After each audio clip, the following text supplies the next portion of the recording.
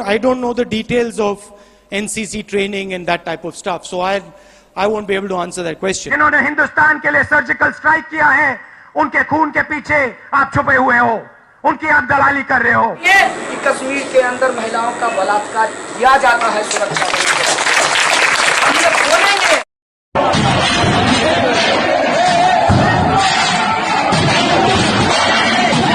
नमस्कार दोस्तों, मेरा नाम है NCR सौरभ और आज हम बात करने वाले हैं कुछ महत्वपूर्ण विषयों पर। जय हिंद, जय भारत। चलिए वीडियो की शुरुआत करते हैं और बात कर लेते हैं। सबसे पहले लेते हैं अग्निपथ। जी हाँ दोस्तों, अग्निपथ, आपने इस वैकेंसी के बारे में सुना होगा। इसका पूर्ण जोर से विरोध हो रहा है भारत में। चलिए इसके कुछ महत्वपूर्ण बातों पर जो है गौर करेंगे। क्या है बवाल और क्यों हो रहा है ये विरोध और क्या समस्या है इस वैकेंसी में। चलिए दोस्तों जानकारी से बात करते हैं। नमस्कार दोस्तों, सेना में भर्ती के लिए केंद्र सरकार की अग्निपथ योजना को 14 तारीख 6 महीने 2022 को जो है लागू किया गया। गुरुवार को इसके खिलाफ 9 राज्यों में कई जगहों पर युवाओं द्वारा जमकर हंगामा, तोड़फोड़ और आगजनी की गई। बिहार, हरियाणा में सबसे ज़्यादा असर देखने को मिला। दिल्ली, उत्तर प्रदेश, उत्तराखंड, मध्य प्रदेश, हिमाचल प्रदेश, राजस्थान और जम्मू कश्मीर में भी प्रदर्शन हुए।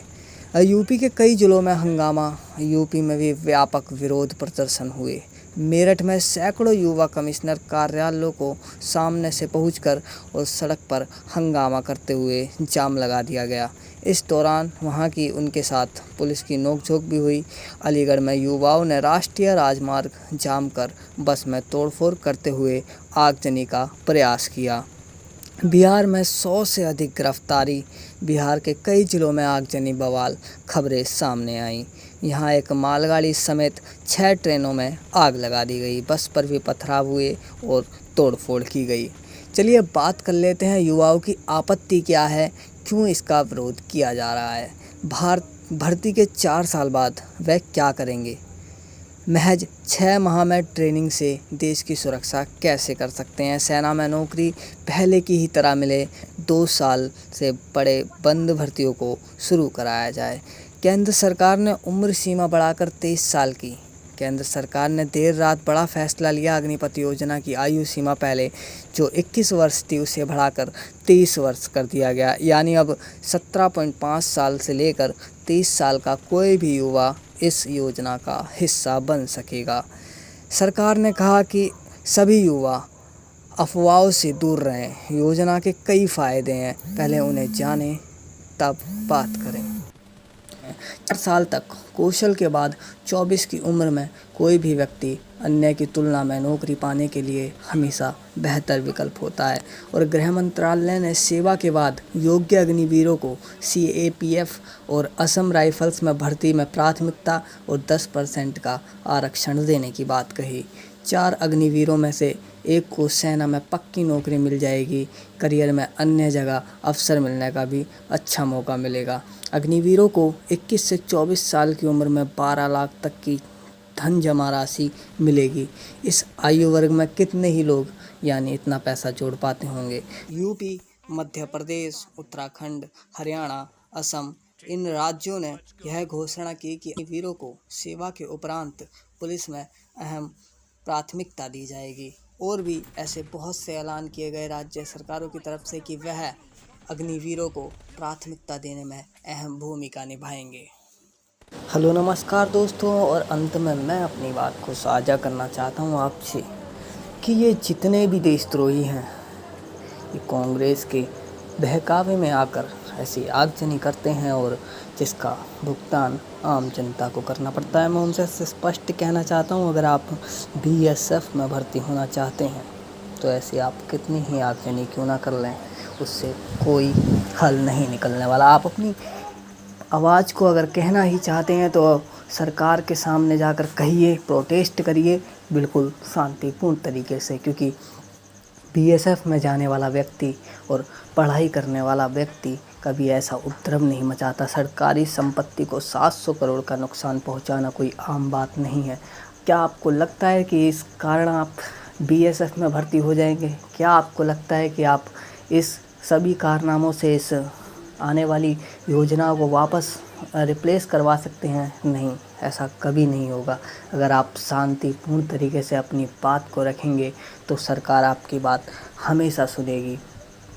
और मैं अंत में एक बात कहना चाहता हूँ, मैंने बहुत सी वीडियो देखी, उसमें एक व्यक्ति की कार को जला दिया गया। आप इतना है कि जिसने भी जलाई है, जो भी स्टूडेंट है, जिसको भी नौकरी चाहिए, कम से कम ये मत करे कि किसी अनजान आदमी की गाड़ी चला के चल रहा है। बहुत मुश्किल से आदमी गाड़ी लेता है, और जब गाड़ी खड़ी करके जाता है तो कहाँ थी ये हाल पे रेलवे पुलिस कहाँ थी?